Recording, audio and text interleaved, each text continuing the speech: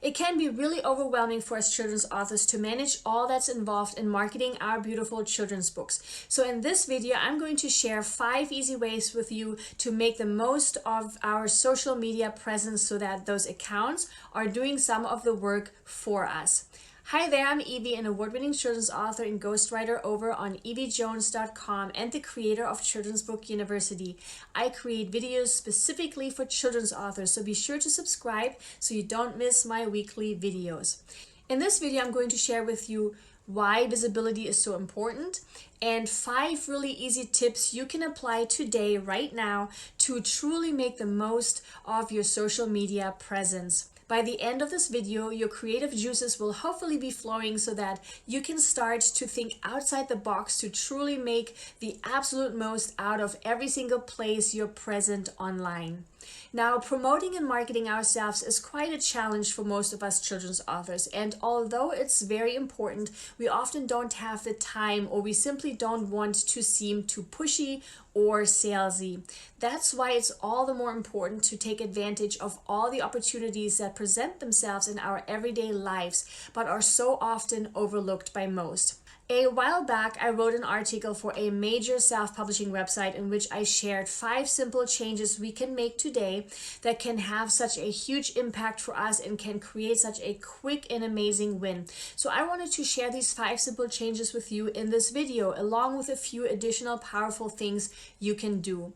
Everyone can do this within minutes, and I use every one of these tips myself, and this is actually how so many of my clients, students, and readers have found me, my books, and my programs over at Children's Book University. So this truly works. These changes I'm going to introduce may be minor, but when done and applied consistently, they will have the power to indirectly do some of the marketing work for your children's book for you. So let's jump right in. My first tip is all about your profile picture. Here we want to try to use the same profile image throughout each media channel.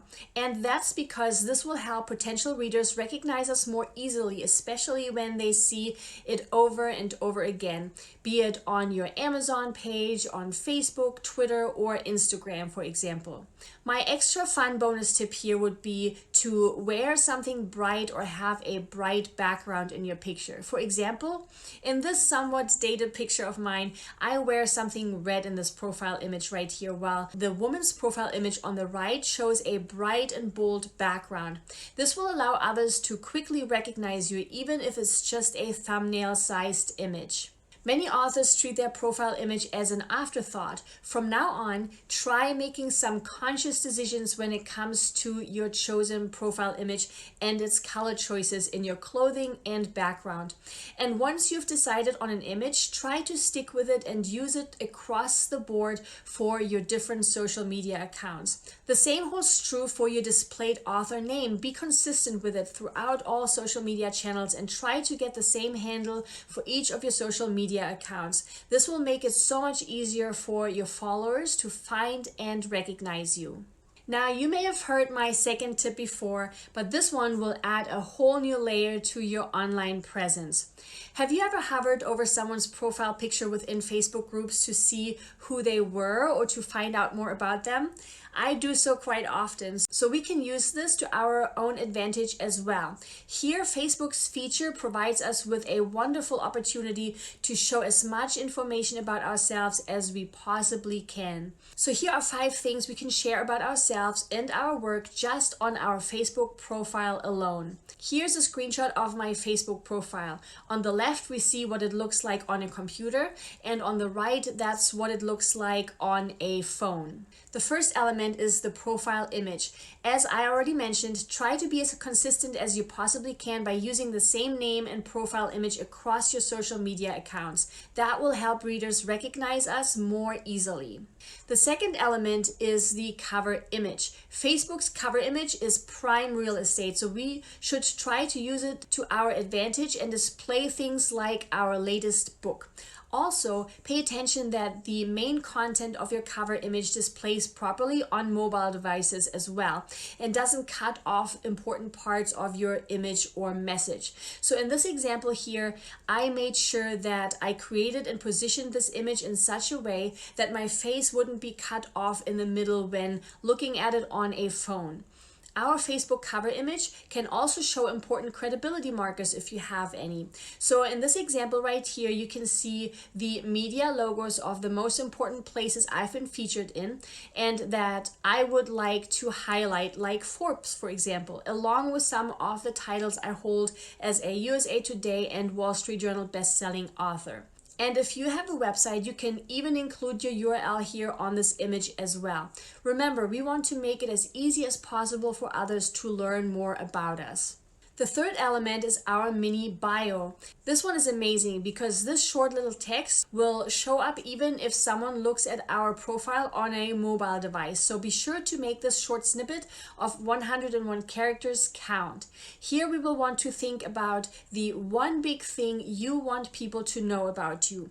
So you may want to consider your author status or the title of your newest children's book along with the main topic of your book. Remember, the space is extremely limited, so you will want to be as concise as you possibly can. My mini bio currently reads, "Writing children's books is my absolute passion. It's what I was meant to do all along." The fourth element is your clickable links. The clickable links can either be to your website, your Amazon author page, your direct book page link over on Amazon, but make sure you're using a clean link. If you don't know what a clean link is, be sure to watch my separate video on this. This is really important, so I will make sure to add the link to it to the description below.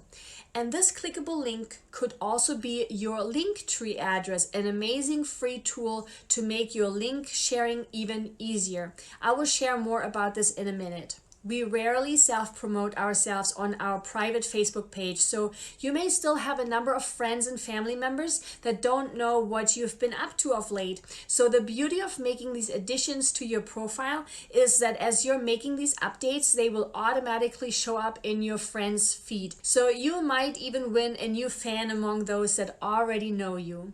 And the fifth element here is the featured image. Right below your clickable links, we can add a number of featured images.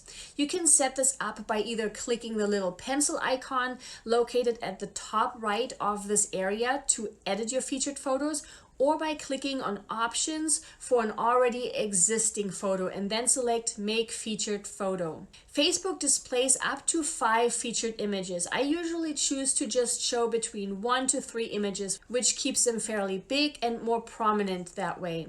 That's in fact how many children's book authors have discovered my book, How to Self-Publish a Children's Book. This is so powerful because it will show up on desktop screens as well as on mobile devices. Now we've talked about your profile picture and about the different elements we can use to our advantage on our Facebook profile. So let's look at another powerful tool we can use to stand out from the rest. My third main tip is an incredible and absolutely free tool that comes in very handy because social media platforms such as Instagram only let us display one clickable link, and that's to use a social media landing page. Now, there are a number of different options these days that allow us to create one single link that will then lead to a page to which we can add a whole bunch of links that you want to share with your followers. And such a tool comes in really handy if we can only share one single link somewhere.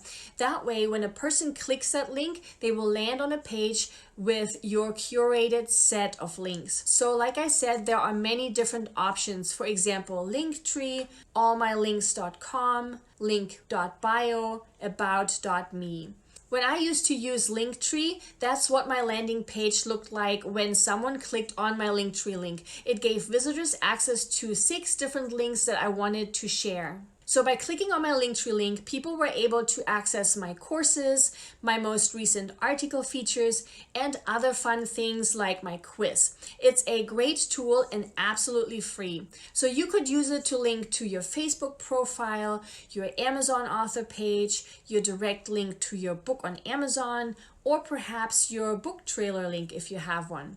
The possibilities are truly endless. Now, if you have your own website, I would actually recommend something that I haven't seen anyone else recommend before. If you have your own website, then you could actually create your very own Linktree-like page that holds your most important links. And using your own website instead of a Linktree-like page would give you 3 extra advantages. 1, all the web traffic that would otherwise be lost to an external site like Linktree, you would be able to route that to your own website, so you wouldn't lose any SEO juice that way. 2, bringing visitors to your own website would be especially useful if you're using pixels for your Facebook ads. And 3, creating such a landing page directly on your website would allow you to fully customize your page and to truly add all sorts of content that you would otherwise have to pay for on Linktree-like pages.